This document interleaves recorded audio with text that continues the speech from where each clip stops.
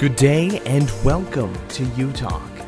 It's a program dedicated to diversity, highlighting native-born and new Canadians' cultures and experiences. I'm your host, Ryan Funk.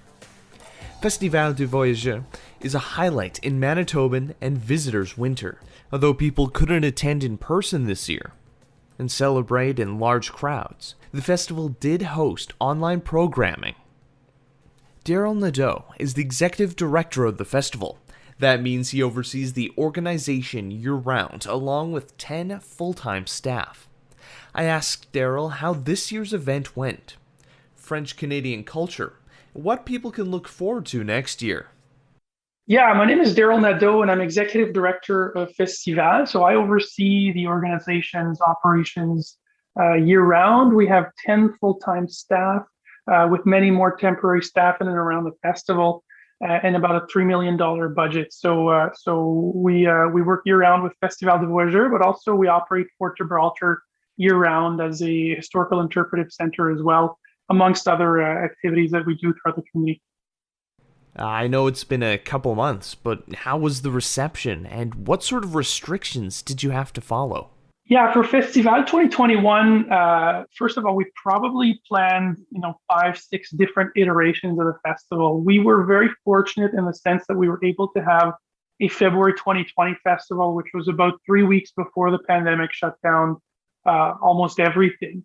So we had the benefit of time to think, to transform, and to really observe how society reacted, how the COVID restrictions also evolved over time. So that really was a blessing in terms of time, but it was also a bit of a challenge in terms of the constant evolution of the different iterations. We had, full lockdown in spring 2020, then an easing of restrictions in the summer of 2020, then very severe restrictions in the late fall and winter as well. So it was really up and down for us in terms of what we could do. So we decided very late, much later than what we would normally do in late December, to go 100% virtual for Festival 2021. That was in part to prioritize safety of our visitors, but also the safety of our workers as well. So going virtual required much less staff, many less volunteers. And so we didn't expose that many people to a potential COVID case. So what we decided to do was to offer as many different activities that we normally offer at Festival in a virtual basis or in a modified basis. So of course the core are the virtual concerts that we presented.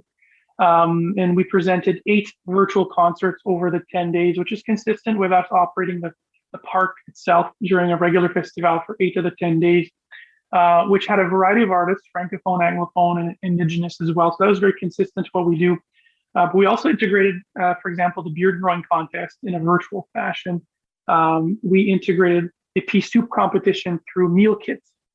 We established, we made sure to continue the fiddling and jigging competition through a virtual submit your own performance format versus the traditional in-person format. We had meal kits, of course, that were available for folks to order, and we had also cocktail kits with the ice glasses that people were able to order as well to have that experience at home.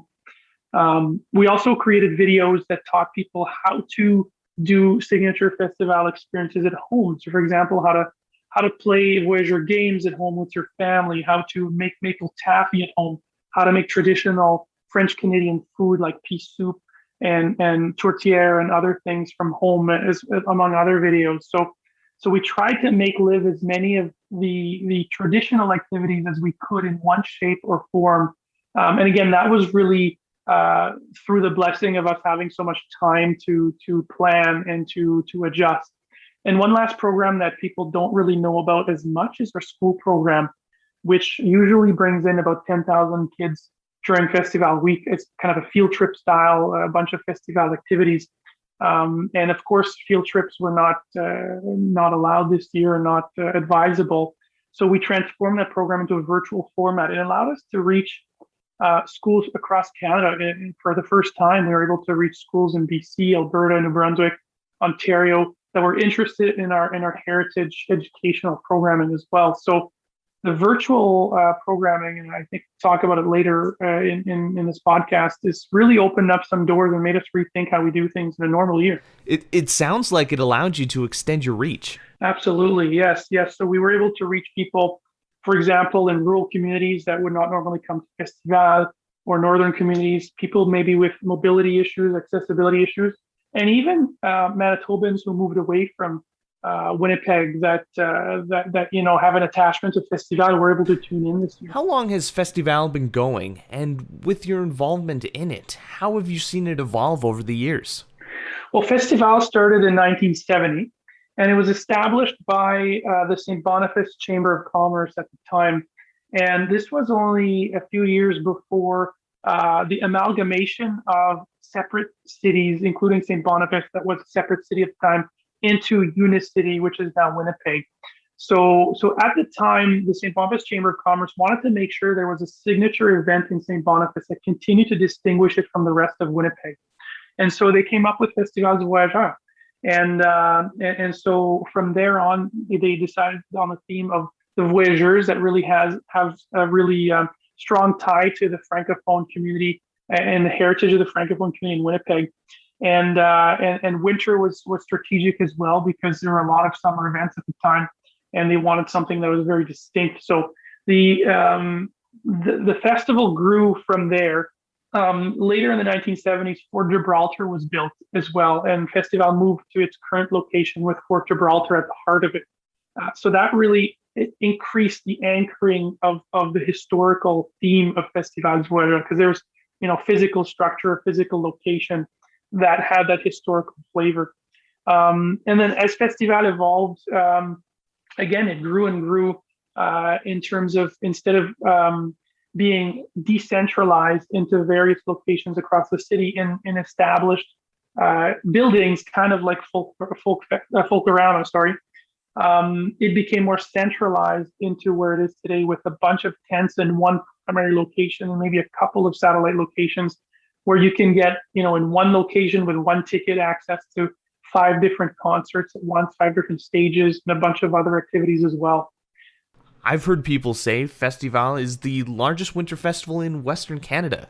Is that true? Yeah, so there are 2 larger winter festivals in Eastern Canada. One would be the Carnaval du Québec in Quebec City, and the other one would be Winterlude in Ottawa. So those festivals are quite different from Festival Voyageur. They have mostly free access to their events. Winterlude in particular, because it's hosted by the Government of Canada through Heritage Canada. So they have a bunch of free activities. So their attendance is much higher than Festival. But certainly in Western Canada, we are the largest winter festival.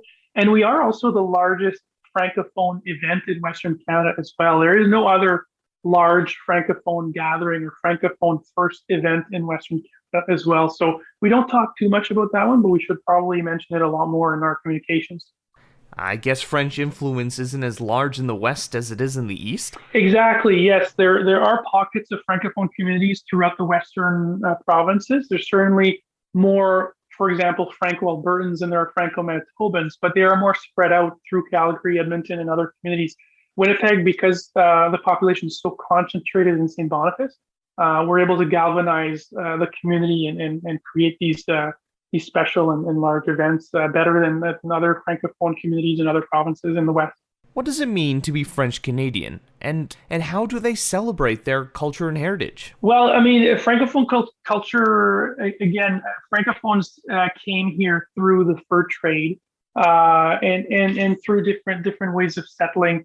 And so, you look at the Voyageurs and the history of the Voyageurs and how these were, 16 to 25-year-old men that would do a 50+ day journey from Montreal to Winnipeg to go and trade furs, and working for the Northwest Company or the Hudson's Bay Company at the time. The Hudson's Bay Company employed primarily English Canadians, and the Northwest Company primarily French-speaking Canadians. But it is interesting that we still celebrate that we try to embody that spirit through kind of being hardy, celebrating winter, being tough, being really and all that kind of stuff. And Festival, I can tell you from experience, putting together a winter festival is not easy. There's a lot of challenges. Mother Nature gets in the way, storms get in the way.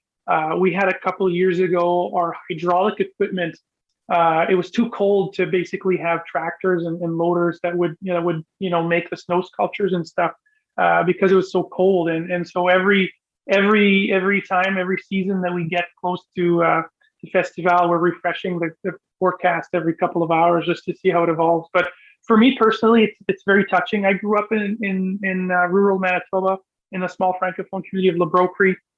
We celebrated Festival du Voyageur at school. We came to the school program as well when we were kids. My family came to Festival. And to be able to continue and be part of that tradition that's 52 years strong, and make sure that the celebration lives on, I think is wonderful. And it's really cool to see Anglophone Winnipeggers and Manitobans attend Festival du Voyageur in large numbers. Our split in audience is about 60% Anglophone and 35% Francophone. So we're largely embraced by English-speaking Manitobans. And it's really neat to see English-speaking Manitobans speak a bit of French, try to brush up on their high school French when they come to Festival.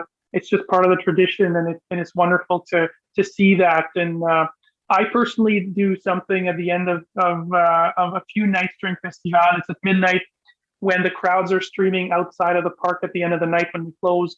I give people high fives. It's funny to talk about high fives now with COVID, but when COVID wasn't a thing, I give high fives and I say merci beaucoup. Thanks for attending in French. And it's really remarkable how many people respond to me in French, even though you can tell that their first language is not French. People make the effort because that's the spirit. That's what we embody at Festival. Yeah, when you're in celebrations like that, you feel moved by people's spirits and excitement. Mm-hmm. You've been using the term francophone. Is that different than French Canadian?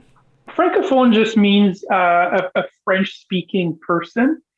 There has been some debate in the French-speaking community of whether Francophone should be abolished in terms of some people see Francophone as kind of a status symbol in terms of, well, if I was first language French, I'm a Francophone. If you're not, maybe you're not. So I have to start doing away with that word.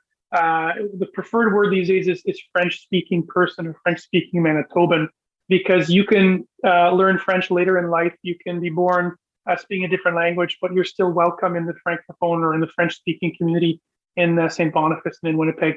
Speaking of St. Boniface, it has a significant French influence. Would you like to see more people and places celebrate French Canadian culture? And is Festival the perfect place to expose people to that culture?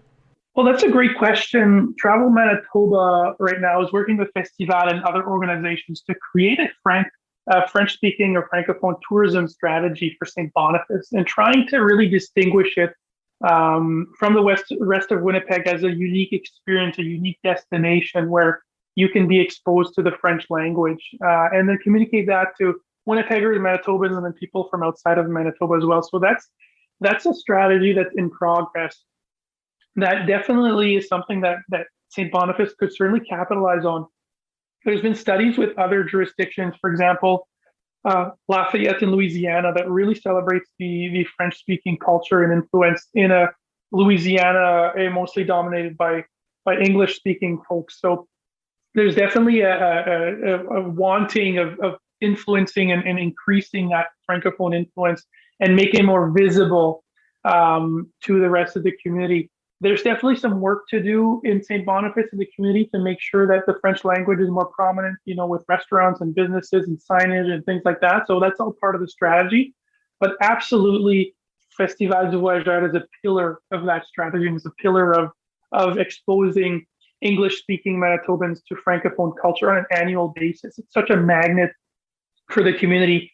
It draws about 90,000 folks from everywhere across Manitoba to St. Boniface. So it is definitely the largest magnet in terms of getting people exposed to the French language in St. Boniface. And so it's certainly a pillar. But what the hope is, the strategy is that people want to be exposed to the French language and French Canadian culture year round through other activities and other sites as well.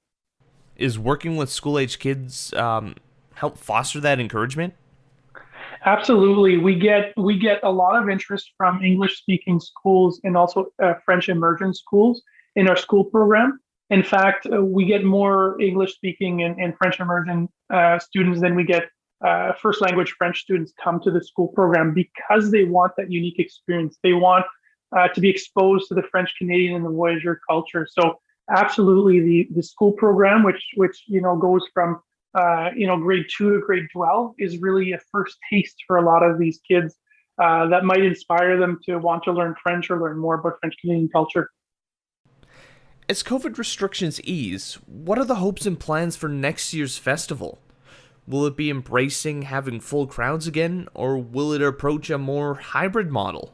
Well, our hope is certainly to have a full scale, full capacity in person festival. With the way that the vaccination pace is going in Canada, we hope that it's possible. We feel really strongly for the summer events that had to cancel last year and may have to cancel again this year. We were fortunate, like I said, to go virtual 1 year and possibly only have to go virtual 1 year. So our hope is certainly to get back to normal, but you're making a good point that there are some virtual activities that were very successful that we might want to continue in parallel with an in-person festival. So those types of things would be to make some of our musical programming accessible online for folks that, again, may have accessibility challenges, may live in rural areas, may live abroad or away from Manitoba. Certainly, we feel the meal kits and the cocktail kits for people who prefer to experience Festival from home is certainly something that has potential. We also feel that the school program offering both an in-person experience for schools who can afford it and are willing to do that, and then offering also a virtual experience for schools that maybe are too far away, or maybe the transportation costs are too prohibitive for them to come in person for field trip. We'd still like to reach them in some way. So certainly it's made us, this year with COVID, it's made us reimagine how we reach our audiences and how we can reach new audiences. And so we're definitely, like I said, hoping to have a full-scale in-person festival, but to complement it with some virtual offerings that will reach the new audiences that we're able to reach this past year. And maybe encourage more people to pursue learning the French language. Absolutely, that's the goal. You mentioned earlier about when you aren't hosting Festival, the organization is taking part in summer programming. Absolutely. So we operate for Gibraltar from May to end of August as an interpretive center where you can come and visit as a member of the public and meet interpreters that are in costume that really embody 1815, which is the era that we represented for Gibraltar. So they can give you a tour for Gibraltar in summer, and you can visit a blacksmith shop, for example, a trading post, amongst other experiences. So that's open to the public as a tourist attraction, and we do get visitors from all over the world. Actually, in a normal year when tourism is allowed in Winnipeg. We do also group tours. There's also weddings that are operated by a caterer that leases the Fort Gibraltar main hall. There's weddings year round that happen there. We do also do some special programming, such as the last few years, we offered kind of an escape the fort type of experience that included a meal and an escape type of experience, escape room type of experience. We do concerts and meals for Gibraltar and other things. Right before the pandemic, we also bought a mobile taffy table. So for those who've experienced having taffy at Festival du Voyageur, it is reduced maple syrup that is poured over ice or snow that hardens and becomes a candy that you can roll on a stick. And so we bought a mobile version of that can be brought and introduced anywhere, indoors, outdoors, in any weather. It's a refrigerated table. So we hope that once restrictions open up, that we can have a presence, Festival can have a presence at community events year round, where we can serve people maple taffy and give them a flavor of French Canadian culture throughout the year as well, and keep Festival in the front of people's minds at other times of the year as well. If you have any stories you'd like us to share or communities we should highlight, leave a comment on our social media, or reach out to us on our website. I'm Ryan Funk. This was U Talk, and have yourself a good one.